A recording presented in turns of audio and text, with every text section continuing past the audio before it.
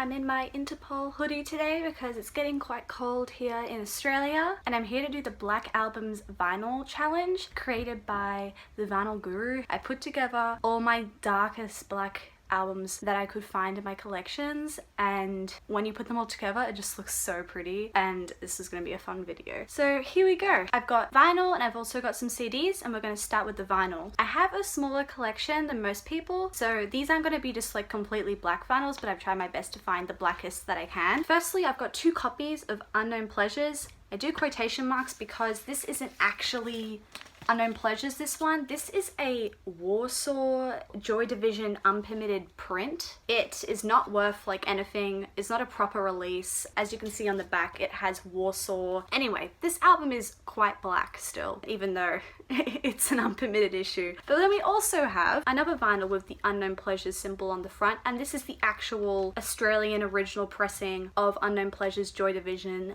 I love this. The only thing with this album is this goes for quite a lot now. I was given this through my auntie, and my auntie played the hell out of this. So even though she got this for $8 and it now goes for around $100 in Australian, this probably actually isn't worth $100 because it's not in the best condition. It's pretty worn through. It's still got the stickers on it. I was the one to put this plastic sleeve on it. She never had a plastic sleeve on it for 40 years, and she probably has played this album 4,000 times by now. This is one of the most black albums that I have. It only has this little bit of white here and is very black on the back as well. This is The Cure's 1984 live in concert called The Cure Live. This is quite black. One of the albums that I own by The Cure. I actually have quite a lot from The Cure, but this is the only one that is pretty black in my opinion. Also a nice black back cover there as well. Next we have more Joy Division, because we all know Joy Division loves their black. This is Substance, their 1977 to 1980s singles collection or compilation. This is actually my probably most played album from Joy Division. It sort of looks a bit more grey on the thing, but it is black in person. She's Lost Control, which is on this compilation. I loved that song. It was like the first song I learnt on bass. I'm obsessed with Peter Hook. I think he's one of like the best bassists ever. And next we have a few Interpol. So we've got El Pintor remixes. I meant to buy the actual El Pintor album when I got this a few years ago, but I accidentally got the remixes. How dumb can I be? Anyway, this album is quite black. Once again, like most Interpol covers, they do like to go for like the black and red sort of vibe. So we've got this one by them, and we also have Turn on the Bright Lights, which is their first release and one of my favorite albums of all time. This album looks very black on screen in my opinion. I feel like the sleeves take away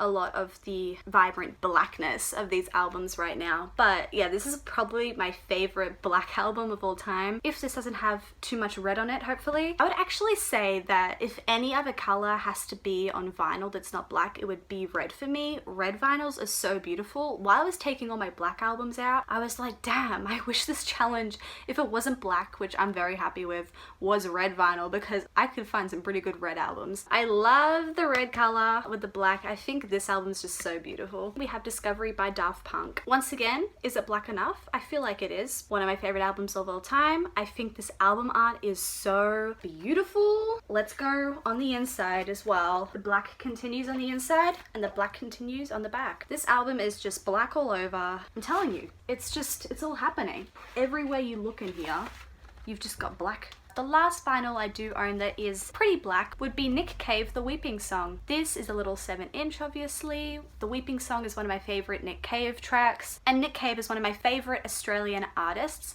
I will always try and mention when an artist is Australian, because I am Australian myself and I have pride, and I really want to make sure that people know about really good Australian music, and Nick Cave is the father of Australian music in my mind. He speaks to my soul. Also quite black on the back, and I'm very happy to own a little 7-inch by him, especially that it's one of his tracks that's my favorite. Quite a black album here with him hanging on a boat in the middle of all the blackness. And lastly, we just have 3 CDs here, because I thought I would throw in some CDs, why not? Firstly, I have Radiohead Best Of, which has all the best Radiohead songs objectively. Probably bought this so I could throw it on my iTunes at the age of 15 and have all the best Radiohead songs. Next we have a beated up ABBA Gold. Jesus, this is probably the most beat up album. And then lastly, we have Interpol Antics.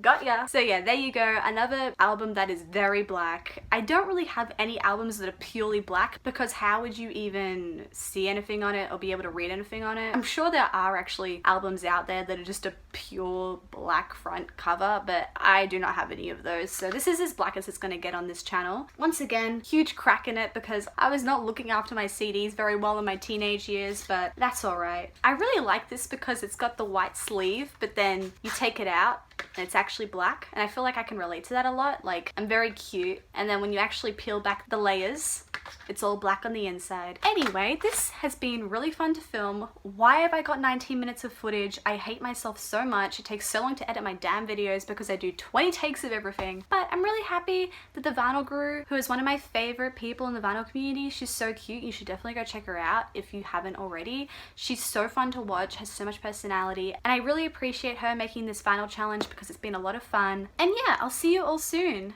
in my next video.